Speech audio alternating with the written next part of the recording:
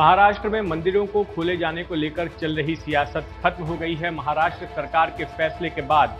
सोमवार से तमाम धर्मस्थल खोल दिए गए हैं।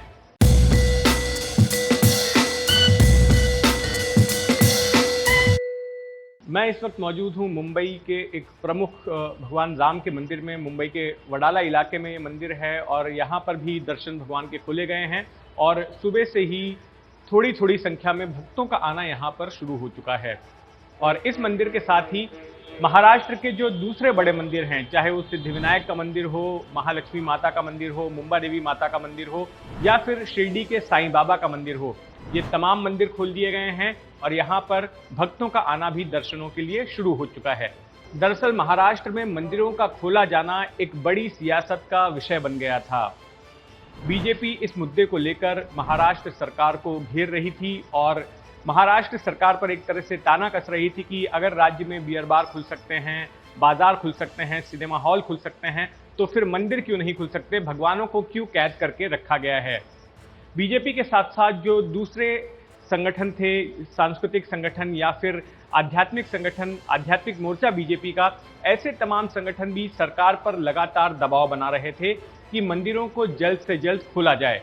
इस मुद्दे पर राजनीति उस वक्त बेहद गर्मा गई जब कुछ प्रतिनिधि मंडलों से मिलने के बाद महाराष्ट्र के राज्यपाल भगत सिंह कोश्यारी ने उद्धव ठाकरे को एक खत लिखा और उनसे ये सवाल पूछा कि आखिर मंदिर क्यों नहीं खोला जा रहा है। उस खत में उन्होंने ये कहा कि क्या उद्धव ठाकरे को कोई दैवीय पूर्व सूचना हो रही है जिसकी वजह से वो मंदिर नहीं खोल रहे हैं, और क्या वे सेक्युलर हो गए हैं। कोश्यारी के इस खत से एनसीपी प्रमुख शरद पवार भी नाराज हुए और इसी नाराजगी के चलते उन्होंने प्रधानमंत्री नरेंद्र मोदी को एक खत लिखा और राज्यपाल की ओर से इस्तेमाल की गई भाषा पर आपत्ति जताई और कहा कि राज्यपाल की भाषा ने उन्हें चौंका दिया है। गृह मंत्री अमित शाह ने भी राज्यपाल कोश्यारी की भाषा पर आपत्ति जताई और कहा कि कोश्यारी को अपने खत में बेहतर शब्दों का इस्तेमाल करना चाहिए था।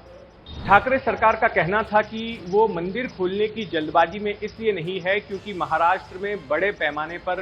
कोविड-19 के पेशेंट्स हैं और अगर मंदिरों को खोला जाता है तो मंदिरों में जिस तरह की भीड़-भाड़ होगी उससे इस बीमारी के और ज़्यादा फैलने का खतरा है और इसलिए ठाकरे सरकार कोई रिस्क नहीं उठाना चाहती थी।